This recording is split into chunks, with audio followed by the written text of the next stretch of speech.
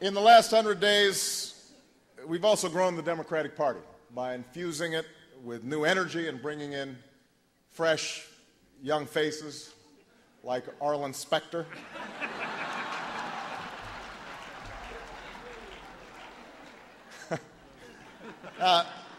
Joe Biden rightly deserves a lot of credit for convincing Arlen to make the switch.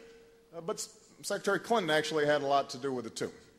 One day she just pulled him aside and she said, "Arlen, you know what I always say, if you can't beat him, join him."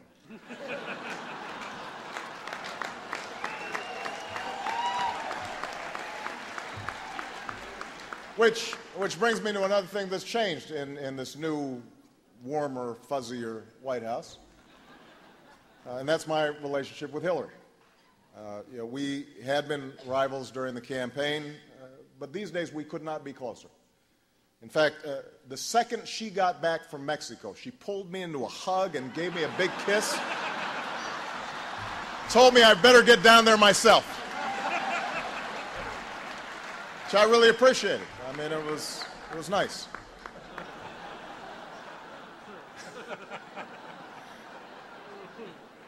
And of course, we've also begun to change America's image in the world. We talked about this during this campaign, and we're starting to execute. We've renewed alliances with important partners and friends. If you look at the screen there I am with Japanese Prime Minister Taro Aso. There I am with Gordon Brown. But as I said during the campaign, we can't just talk to our friends. As hard as it is, we also have to talk to our enemies. And I've begun to do exactly that. Take a look at the monitor there.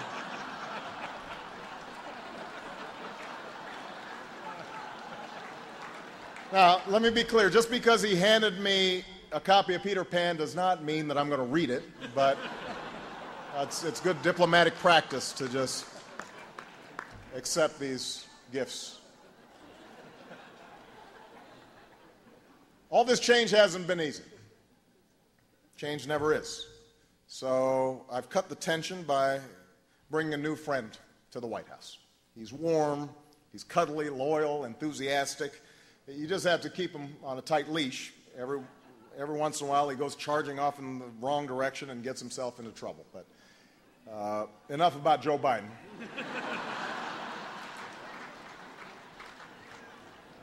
All in all, we're proud of the change we've brought to Washington in these first 100 days, but we've got a lot of work left to do, as all of you know. So I'd like to talk a little bit about what my administration plans to achieve in the next 100 days. During the second 100 days, we will design, build, and open a library dedicated to my first 100 days. It's going to be big, folks. In the next 100 days, I will learn to go off the prompter, and Joe Biden will learn to stay on the prompter.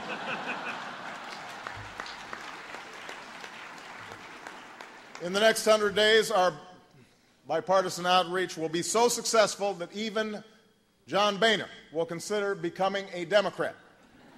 After all, we have a lot in common. He is a person of color,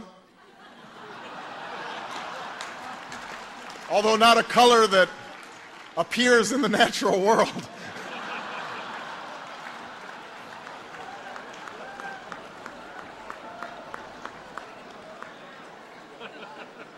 What's up, John?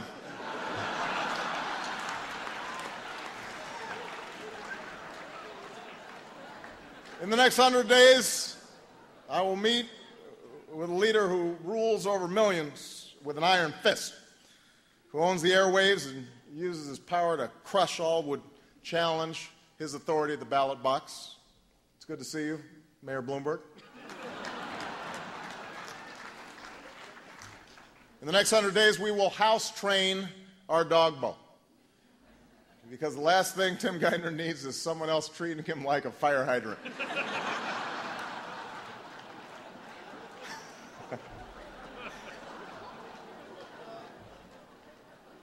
In the next 100 days, I will strongly consider losing my cool.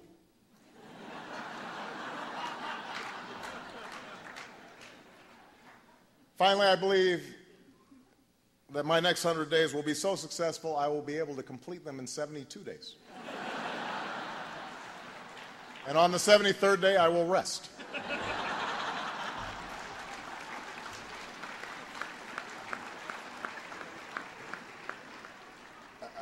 I want to end by saying a few words about the men and women in this room whose job it is to inform the public and pursue the truth. And we meet tonight at a moment of extraordinary challenge for this nation and for the world.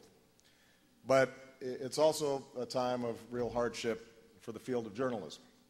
And like so many other businesses in this global age, you've seen sweeping changes in technology and communications that lead to a sense of uncertainty and anxiety about what the future will hold. Across the country, there are extraordinary, hard-working journalists who have lost their jobs in recent days, recent weeks, recent months. And I know that each newspaper and media outlet is wrestling with how to respond to these changes, and some are struggling simply to stay open. And it won't be easy. Not every ending will be a happy one. But it's also true that your ultimate success as an industry is essential to the success of our democracy. It's what makes this thing work. Thomas Jefferson once said that if he had the choice between a government without newspapers or newspapers without a government, he would not hesitate to choose the latter.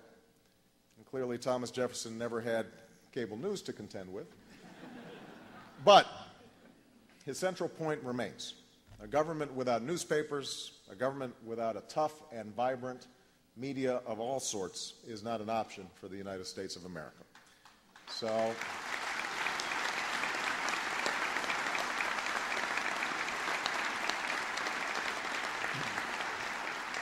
I may not agree with everything you write or report. I may even complain, or more likely Gibbs will complain from time to time about how you do your jobs.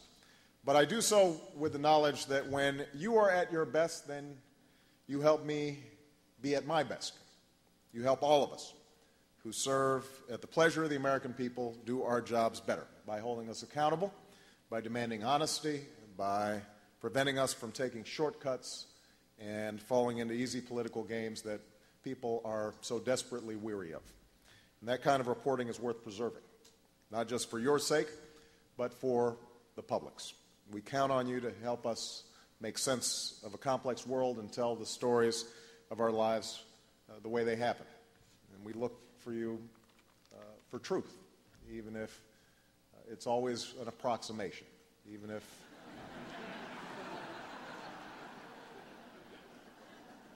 this is a season of renewal and reinvention.